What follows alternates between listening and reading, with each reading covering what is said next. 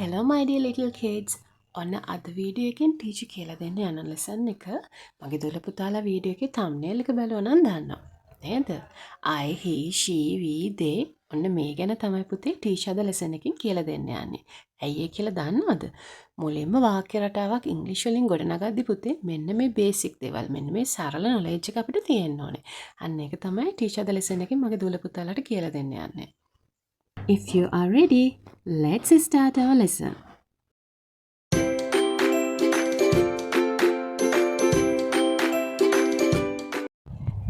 What are subject pronouns පුතේ?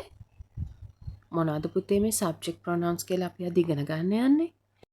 Subject pronouns are small words that tell us who is doing the action in a sentence. පුතේ අපි වාක්‍යයක් ලියද්දී අන්නේ වාක්‍යයේ ක්‍රියාව කරන්න. ඒ කියන්නේ action එක කරන්න. එයාව තමයි පුතේ අපි subject pronoun එක කියලා හඳුන්වන්නේ. තේරුණාද මගේ දූල පුතාලාට? බලන්නකෝ පුතේ මෙන්න මේ උදාහරණෙ දිහා. Anna is running. Anna දුවමින් සිටිනවා. පුතේ එතකොට කවුද මෙතන දුවමින් සිටින්නේ? Anna. එතකොට පුතේ Anna කියන්නේ නාම පදයක්. මේ නාම පදයේ වෙනුවට අපිට දාන්න පුළුවන් තවත් subject pronoun එකක් තියෙනවා. ඒ තමයි ඇය කියන දේ. ඇයට අපි ඉංග්‍රීසි වලින් කියන්නේ she. එතකොට අපි කොහොමද මේ වාක්‍ය හපව ලියන්නේ? She is running. She is running. තේරුණාද මගේ දොළ පුතාලට? එහෙනම් පුතේ අපි යමු අපේ අද පාඩමට. I කියන්නේ පුතේ මම. මම කියලා හඳුන්වන කෙනාට. ඔන්න අපි I දාලා වාක්‍යයක් හදමු බලන්න. I am happy. මම සතුටින්. You කියන්නේ පුතේ ඔයා. ඒ කියන්නේ අපි කතා කරන අනිත් පුද්ගලයා. බලමු you කියන එක දාලා වාක්‍යයක් හදලා. You are beautiful. ඔයා ලස්සනයි. He කියන්නේ පුතේ ඔහු. පිරිමි ළමයෙක්ට අපි පාවිච්චි කරන්නේ පුතේ he කියලා. ගොඩාක් අය මේ he she පටලව ගන්නවා පුතේ. මතක තියාගන්න පිරිමි ළමයෙක්ට අපි අනිවාර්යයෙන්ම කියන්නේ he කියලා. මොකද්ද? he. දැන් he කියන එක දාලා වාක්‍යයක් හදමු බලන්න. He is clever. ඔහු දක්ෂයි. She කියන්නේ පුතේ ඇය. විශේෂයෙන්ම ගැහැණු ළමයෙක්ට තමයි පුතේ අපි she කියන subject pronoun එක පාවිච්චි කරන්නේ. තේරුණාද මගේ දූල පුතාලට? දැන් she කියන එක දාලා අපි වාක්‍යයක් හදමු බලන්න. She is a singer. ඇය ගායිකාවක්. මේ it කියන පදයට පුතේ තේරුම් දෙකක් තියෙනවා. ඒ කොහොමද? පළවෙනි එක තමයි අපි සතෙක්ව හඳුන්වන්නේ. ඒ සතාගේ නම වෙනුවට අපි ලියන්න පාවිච්චි කරද්දි පුතේ අපි පාවිච්චි කරන්නේ it කියලා. ඒකේ සිංහල තේරුම තමයි ඌ කියන එක. උදාහරණයක් විදිහට ගත්තොත් පුතේ it is a cat. ඌ පෝසෙක්. නේද? ඊළඟට it කියන එක පුතේ යම්කිසි භාණ්ඩයක් අපි හඳුන්වන්නත් යොදා ගන්නවා. it is a chair. ඒක පුටුවක්. හරි පුතේ. දැන් අපි බලමු මේ ඉගෙනගත්ත පදවල බහුවචනය යෙදෙන්නේ කොහොමද කියලා. we කියන්නේ පුතේ අපි. දැන් අපි සමූහයක් විදිහට අපි group එකක් විදිහට ඉන්නකොට පුතේ අපි අනිවාර්යයෙන්ම කියන්නේ අපි කියලා නේද? එතකොට අපි කියන එකට ඉංග්‍රීසි වලින් පුතේ අපි කියන්නේ we කියලා. දැන් අපි we කියන එක දාලා වාක්‍යයක් හදමු බලන්න. We are students.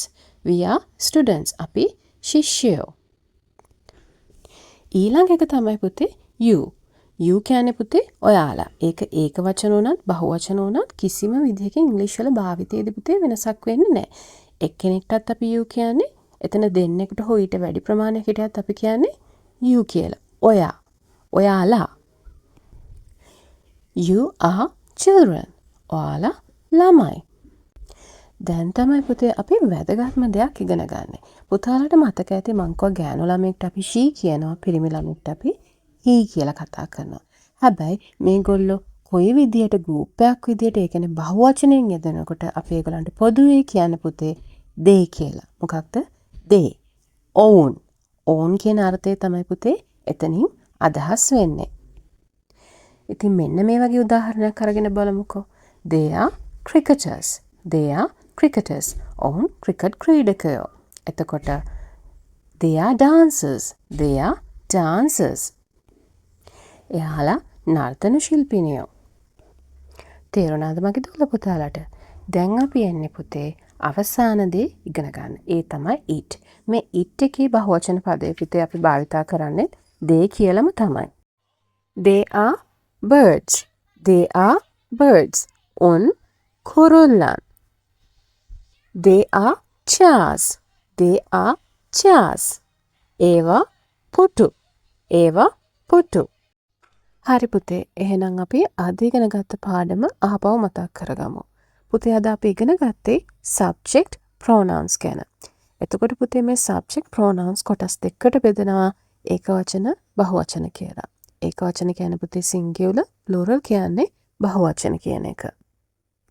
I, මම, we, අපි, you, ඔයා, you, ඔයාලා, he, ඔහු, they, ඔවුන්, she, ඇය, they, ඔවුන්, it, ඌ, එහෙම නැත්නම් ඒක, they, උන්, එහෙම නැත්නම් ඒවා.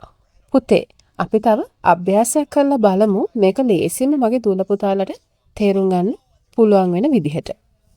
බලන්නකෝ පුතේ මේ පින්තූරෙන්නේ පිරිමි ළමෙක් නේද? එතකොට boy කෙනෙක්ට අපි ඉංග්‍රීසි වලින් කියනවා කිව්වේ මොකක්ද subject pronoun එක? she'd, he'd. he. එතකොට කොහොමද පුතේ අපි මේක දාන්නේ? he is singing. he is singing. බලන්න පුතේ මේ පික්චර් එක දිහා. මෙතන දෙන්නෙක් ඉන්නවා. එතකොට මේකට අනිවාර්යයෙන්ම එන්න ඕනේ බහුවචනයෙන් යෙදෙන subject pronoun එකක්. අපි බලමු වඩාත්ම සුදුසු ආන්සර් එක මොකක්ද කියලා මේකට දාන්න පුළුවන්. බලන්නකෝ දීලා තියෙන උත්තර දිහා. he, she, they. අපි දන්නවනේ පුතේ he කියන්නේ ඔහු, she කියන්නේ ඇය. එතකොට මේක පුතේ singular. ඒ කියන්නේ ඒක වචනෙන් යෙදিলা තියෙන්නේ. හැබැයි they කියන්නේ පුතේ ඔවුන්. එහෙනම් මොකද්ද හරි උත්තරේ? They are dancing. This glass is empty. පුතේ මොකද්ද මං කිව්වේ? මේ වීදුරුව his. එතකොට වීදුරුව කියන එක පුතේ මොන කැටගරි එකටද අයිති වෙන්නේ? ඔයාලට මතක ඇති නේද පුතේ ටීචර් කිව්වා දේවල් සහ සත්තු. අන්න ඒකට අපි පාවිච්චි කරපු subject pronoun එක මගේ දුවලා පුතාලට මතකද? එහෙනම් මොකද්ද පුතේ උත්තරේ? It. It is empty. It is empty. පුතේ බලන්නකෝ මෙන්න මේ පින්තූරෙ දිහා. මේ කවුද ඉන්නේ? මේ ඉන්නේ පුතේ මාළු. මාළු කියන්නේ සත්තුන්ට නේද? එතකොට සත්තුන්ට අපි මොකද්ද පුතේ පාවිච්චි කරන්නේ subject pronoun එක? බලන්න දීලා තියෙන උත්තර දිහා. It, she, they.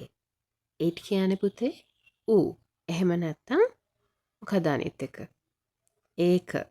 නේ? she කියන්නේ ඇය. they කියන්නේ ඔවුන්. එහෙනම් මොකද හරි උත්තරේ පුතේ? they live in water. They live in water. Look at this picture පුතේ. Tell me what is the answer then? It is a dog. It is a dog. හරි පුතේ. එහෙනම් අදට ඔන්න පාඩම අපි ඉවරයි. ටිකක් දිග වුණත් මං හිතනවා මද ටීචර් කියලා දීපු මේ බේසික් නොලෙජ් එක මේ මූලික ඉංග්‍රීසි දැනුම මගේ දූල පුතාලට ගොඩාක් වැදගත් වෙන්න ඇති කියලා. හරි පුතේ. මේ වගේම වැදගත් වීඩියෝ එකකින් මගේ දූල පුතාලව ආපහු හම්බ වෙන ටීචර් එනකන් මගේ දූල පුතාලා හැමෝම සතුටින් පරිස්සමෙන් ඉන්න ඕනේ. Bye bye all. Have a nice day.